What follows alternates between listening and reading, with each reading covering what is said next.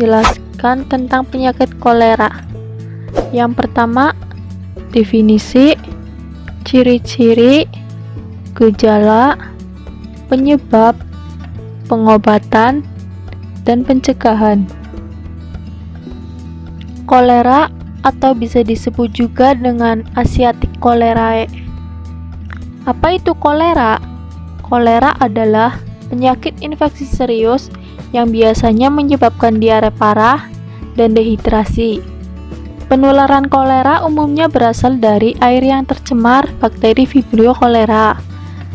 Di beberapa tempat, terutama negara-negara berkembang, bakteri ini dapat ditemukan di air minum yang terkontaminasi, masakan laut yang kurang matang, atau makanan-makanan lainnya. Walaupun dalam beberapa kasus kolera tidak menunjukkan gejala yang parah pada awal penularannya, penyakit ini termasuk berbahaya dan dapat berakibat fatal jika tidak mendapatkan penanganan medis sesegera mungkin. Ciri utama penyakit kolera: buang air besar encer berwarna putih seperti air tajin atau cucian beras dengan bau yang amis. Adapun ciri bakteri penyebab penyakit kolera yaitu sebagai berikut. Yang pertama, ciri bakteri penyebab penyakit kolera bakteri gram negatif. Yang kedua, ciri bakteri penyebab penyakit kolera batang lurus dan agak lengkung. Yang ketiga, ciri bakteri penyebab penyakit kolera terdapat tunggal dan dalam rantai berpilin. Yang keempat, ciri bakteri penyebab penyakit kolera tidak berkapsul. Yang kelima, ciri bakteri penyebab penyakit kolera tidak membentuk spora. Yang keenam, ciri bakteri penyebab penyakit kolera bergerak flagela tunggal polar. Yang ketujuh, ciri bakteri penyebab penyakit kolera aerobik, anaerobik fakultatif. Dan kedelapan, ciri bakteri penyebab penyakit kolera patogenik menyebabkan kolera. Gejala kolera.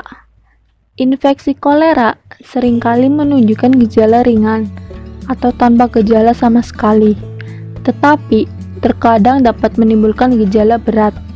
Kurang lebih yang terinfeksi akan mengalami gejala berat yang ditandai dengan diare cair, muntah, dan kram. Hilangnya cairan pada tubuh yang cepat dapat menyebabkan dehidrasi berat yang berujung pada shock hipovolemik. Shock hipovolemik yaitu kegagalan organ-organ tubuh karena kurangnya volume cairan dalam tubuh. Jika tanpa penanganan, maka kematian bisa terjadi dalam hitungan jam. Dari pertama kali tubuh terinfeksi, butuh waktu dari hitungan jam sampai 5 hari untuk menunjukkan gejala. Gejala kolera pada anak-anak seringkali lebih berat dibandingkan dengan dewasa. Anak-anak yang terkena kolera lebih rentan terkena gula darah rendah atau hipoglikemia yang bisa menyebabkan kejang dan penurunan kesadaran. Penyebab kolera. Kolera disebabkan oleh infeksi bakteri Vibrio cholerae. Pada kondisi epidemik, sumber kontaminasi seringkali adalah feses dari orang yang sedang terinfeksi dan terbawa ke makanan dan minuman sehingga dapat menyebar ke orang banyak. Penyakit ini umumnya tidak dapat tersebar dari orang ke orang, sehingga kontak fisik dengan pengidap bukan merupakan risiko terinfeksi kolera. Faktor risiko terjangkitnya kolera antara lain sanitasi yang buruk dan kelompok ekonomi sosial menengah ke bawah. Bakteri kolera hidup di alam bebas, terutama di lingkungan perairan seperti sungai, danau, dan sumur. Bakteri kolera juga dapat masuk bersama makanan jika makanan tersebut tidak dibersihkan dan dimasak dengan baik. Contoh jenis makanan yang menjadi sarana penyebaran yaitu yang pertama, makanan laut seperti kerang dan ikan, sayuran dan buah-buahan, beras dan gandum.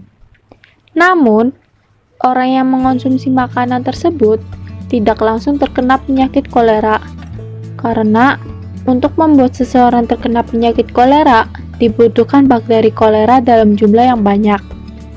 Ketika infeksi bakteri kolera terjadi, bakteri akan berkembang biak di dalam usus kecil. Perkembangbiakan bakteri kolera ini akan mengganggu pencernaan manusia dengan cara mengganggu penyerapan air dan mineral. Pengobatan kolera.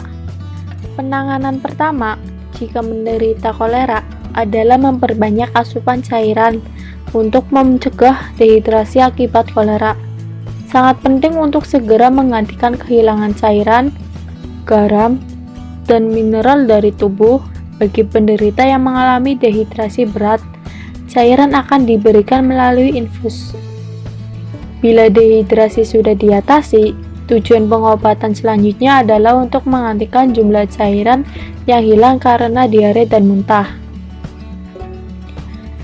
Cara pengobatannya itu ada dua, secara rehidrasi dan antibiotik. Rehidrasi yaitu pengobatan utama dilakukan dengan mengembalikan cairan tubuh yang hilang, atau biasanya dilakukan 1 hingga 5 hari tanpa pemberian antibiotik. Rehidrasi dapat dilakukan dengan cara infus intravena cairan, atau pada kasus yang sudah parah, dan rehidrasi oral dengan oralit. Yang kedua, antibiotik. Antibiotik memiliki peran sekunder, namun penting dengan mengurangi derajat penyakit dan durasi ekskresi penyakit. Pemberian antibiotik sebaiknya dilakukan setelah mengalami gejala muntah-muntah mereda. Contoh obatnya yaitu tetrasiklin dan trimetoprim. Bila berada di daerah resisten dengan wabah kolera atau Vibrio cholerae, dapat digunakan furosolidon. Makanan padat bisa diberikan setelah muntah-muntah berhenti dan nafsu makan sudah kembali. Pencegahan. Untuk mencegah kolera, penting untuk melakukan penjernihan cadangan air dan pembuangan tinja yang memenuhi standar. Selain itu, yang pertama, berkumurlah dengan air bersih setelah gosok gigi. Yang kedua, tidak mengonsumsi makanan mentah atau setengah matang. Yang ketiga, minum air mineral atau air yang telah dimasak hingga mendidih. Yang keempat, mencuci bersih sayuran dan buah sebelum dimakan. Yang kelima, tidak mengonsumsi susu segar yang belum diolah. Pemberian antibiotik tetrasiklin juga bisa membantu mencegah penyakit pada orang-orang yang sama menggunakan perabotan rumah dengan penderita kolera. Sementara itu, vaksinasi kolera tidak terlalu dianjurkan karena perlindungannya diberikan tidak menyeluruh. Sekian penjelasan dari penyakit kolera. Semoga bermanfaat untuk semuanya. Kurang lebihnya mohon maaf. Tetap jaga kesehatan. Wassalamualaikum warahmatullahi wabarakatuh.